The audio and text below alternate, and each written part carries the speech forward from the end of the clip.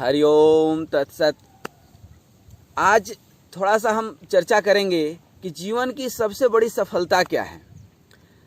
ये दुनिया जो है, दुनिया के अनेकों लोग सफलता के पीछे भागे जा रहे हैं।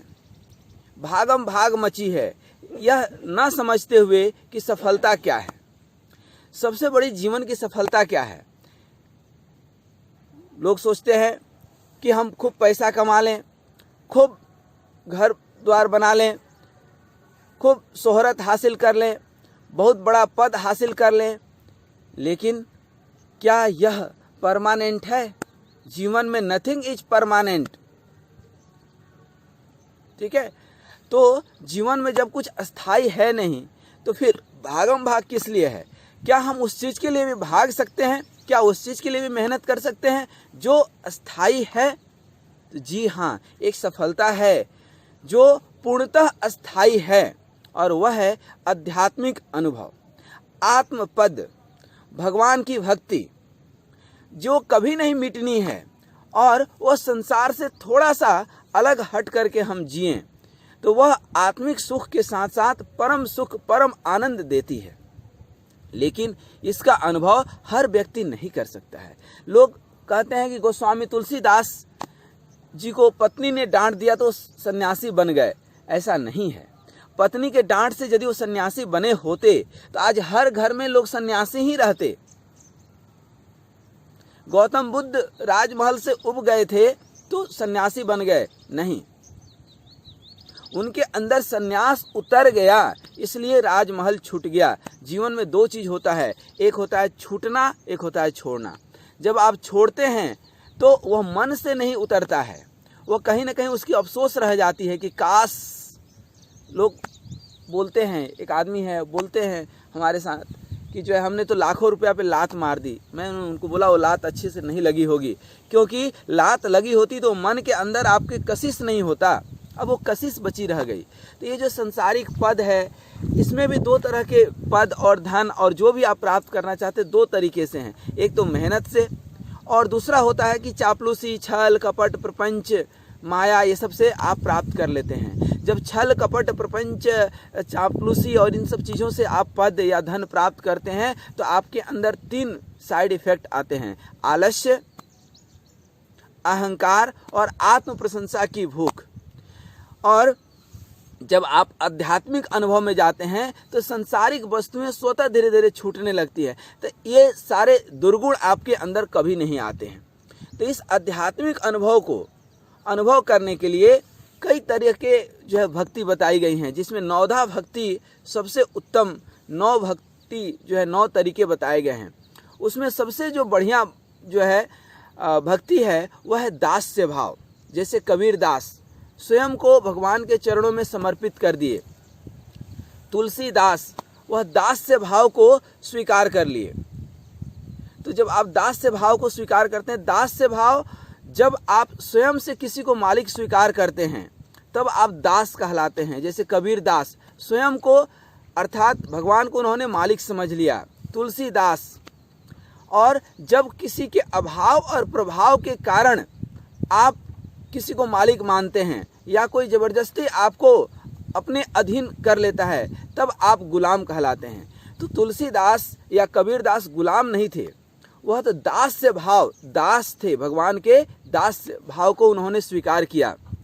तो हमारी चर्चा चल रही थी गोस्वामी तुलसीदास, जो लोग कहते हैं कि पत्नी के डांट से वह सन्यासी बन गए। यदि ऐसा होता तो हर घर में सन्यासी होता। उनके अंदर वह आग थी, सिर्फ एक चिंगारी की जरूरत थी। हमारे अंदर वो आग है ही नहीं। आज के संसारिक लोग रोज डांट खाते हैं पत्नी के, बॉस के, और न जाने कैसे कैसे डांट खाते हैं। तो क्या वो सन्यासी बन जाते हैं? क्या वो संसार छोड़ देते हैं? कभी नहीं।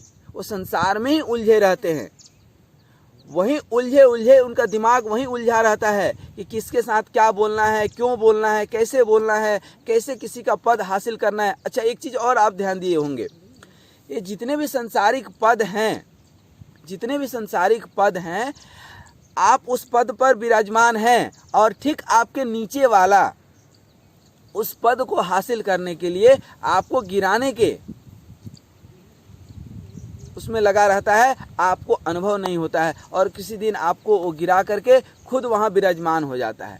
तो ये सांसारिक होड़ आप देखेंगे तो सिर्फ इंसानों में नहीं है, इंसानों में ज़्यादा है, जानवरों में भी है। हर गली मोहल्ले के एक कुत्ता अपने आप को शेर समझता है, इंसानों में भी वही है।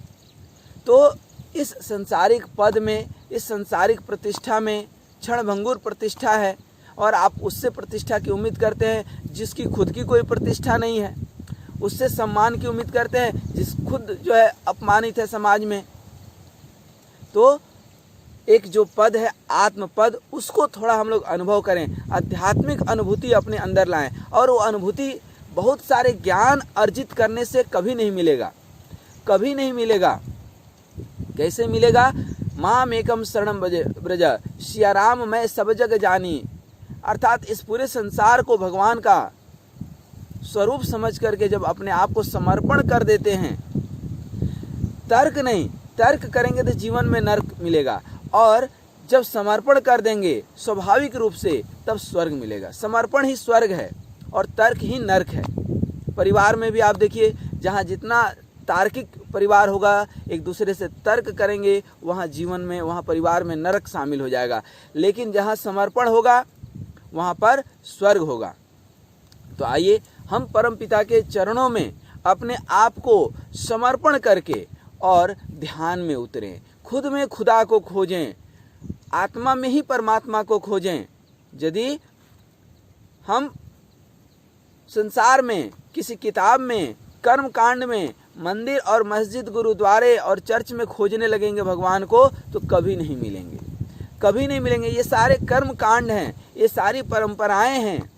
और जब व्यक्ति भगवान को अनुभव कर लेता है तो इन सारे संसारिक कर्म कांड से मुक्त हो जाता है। तो इन चीज़ों से मुक्त होने का पहला उपाय है कि अपने आप में भगवान को अनुभव करें। हम समझें कि यह सृष्टि, हम अपने दृष्टि को थोड़ा सा बदलें, जैसी दृष्टि वैसी सृष्टि। यह सारी सृष्टि परमपिता परमात्मा का एक उपहार मात्र है। जीवन में साधन महत्वपूर्ण नहीं है, साधना महत्वपूर्ण है। तो थोड़ा सा हम साधना में उतरें। आपने देखा कोरोना काल में सारे साधन संसाधन होने के बावजूद भी लोग नहीं बचे, बहुत सारे लोग नहीं बचे। जिनके पास साधना थी वो बच गए, सब कुछ होने के बावजूद भी बच गए।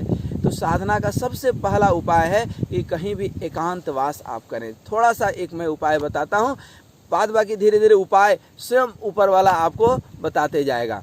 तो एक शायद मुझे भी भगवान ने ही एक जो है निमित्त मात्र बनाया कि आप तो लोगों को थोड़ा सा बता दो। तो सबसे पहला है कि आप एकांत भाव में थोड़ा सा मौन होने की कोशिश करें, कम से कम बोलें और रोज़ 10 मिनट, ज़्यादा नहीं, आपसे समय मांगता हूँ, 10 मिनट ओम का उच्चारण करें। ये वैदिक काल का मंत्र है। भक्ति काल में राम और कृष्ण, राधा, ये सारे हैं, लेकिन वैदिक काल में सिर्फ एक मंत्र है, ओमकार, ओम।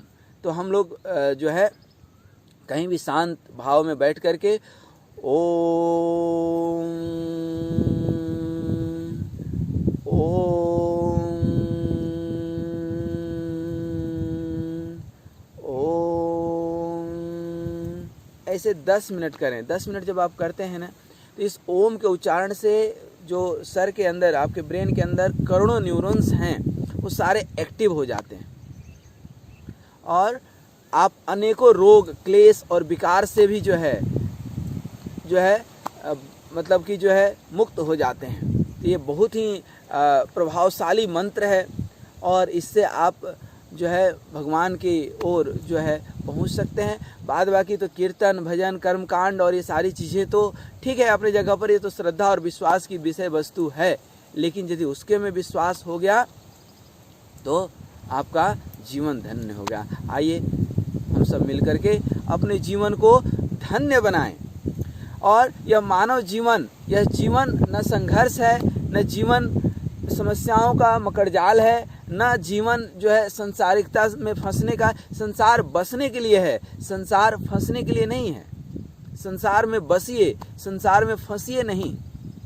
जीवन को संसार में रहते हुए संसार न होकर के आध्यात्मिक बनाने की कोशिश कीजिए। जैसे कमल का फूल पानी में ही रहता है लेकिन पानी से ऊपर रहता है, इसी तरह इस जीवन को संसार में तो रखिए, क्योंकि संसार एक निमित्त मात्र है, एक उपहार है यह जीवन। तो इस जीवन में ही परमात्मा को अनुभव कीजिए और कर सकते हैं। हरिओम तत्सत। अनुभव करके फिर हमें बताइए कि आपको क्या अनुभव मिला। धन्यवाद, नमस्कार।